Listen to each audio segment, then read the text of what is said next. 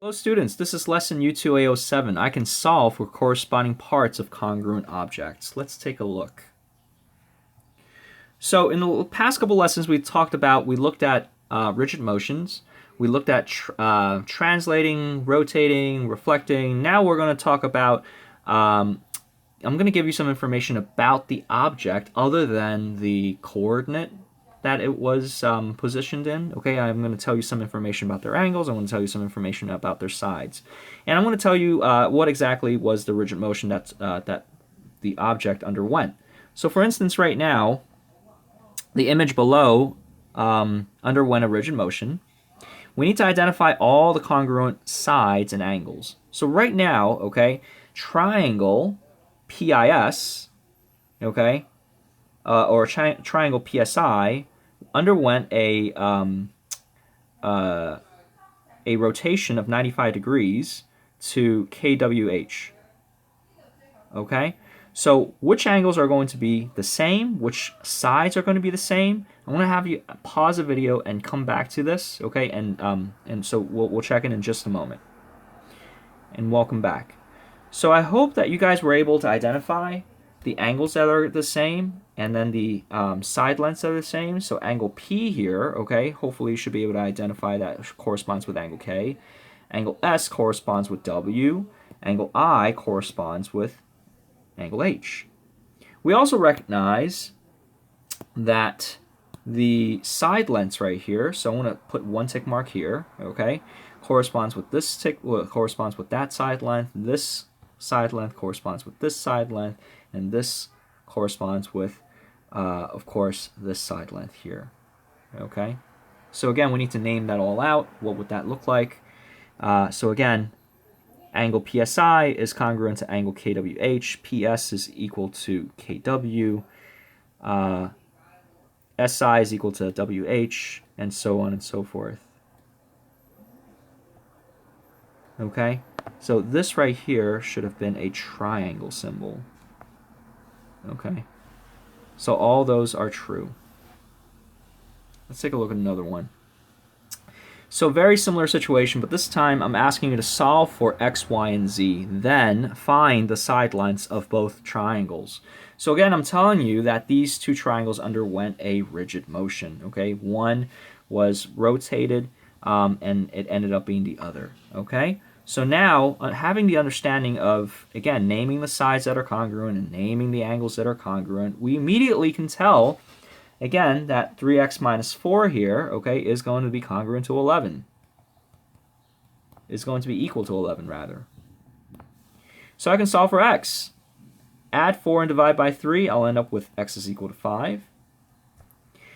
So therefore, again, this guy right here, again, is equal to 11. All right, and 3z plus 5 corresponds with 14. So therefore, I can say 3z plus 5 is equal to 14. Subtract both sides by 5 and divide by 3. I'll end up with x is equal to 3. Sorry, not x. Z should equal to 3. Okay. And lastly, 16 minus y will correspond with 2y plus 4.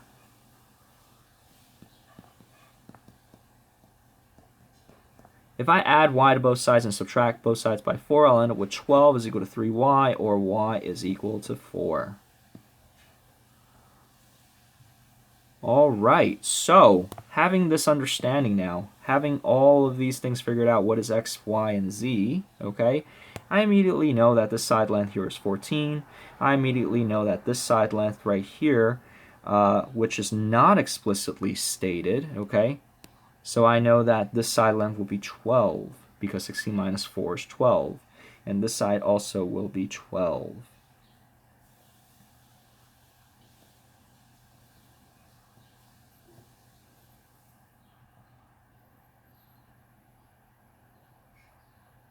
And let's take a look at the next example. So in the last example, we were talking about the side lengths that were the same. Now we're going to talk about the angle measures that are going to be the same. And again, recognizing certain things that are going to be equal to one another. I know that this will equal to 110, so I can say, again, I can equate 4x plus 10 to 110. Subtract both sides by 10, I end up with 4x is equal to 100. Divide by 4, I end up with x is equal to 25. I can do the same thing and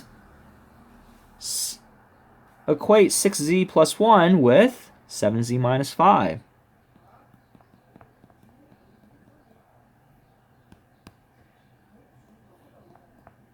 Subtract both sides by 6z and add 5 to both sides. I end up with 6 is equal to z. And then last but not least, we need to figure out what is y equal to, right? So, wait a minute. If this is 110, and I know that z is equal to 6, so that means this angle over here, 7 times 6 is 42. 42 minus 5 is 37.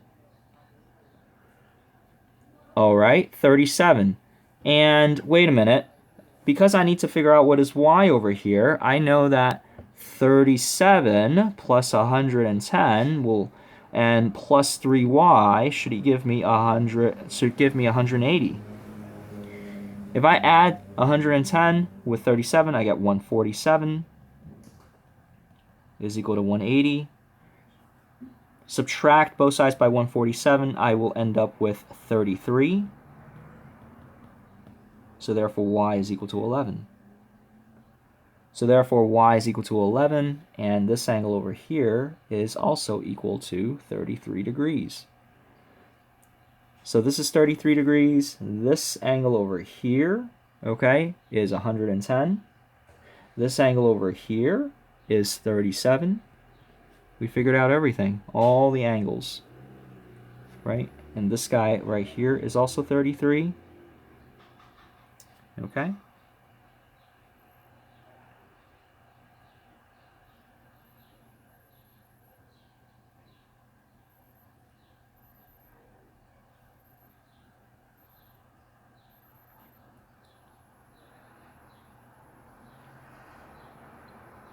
And that's it.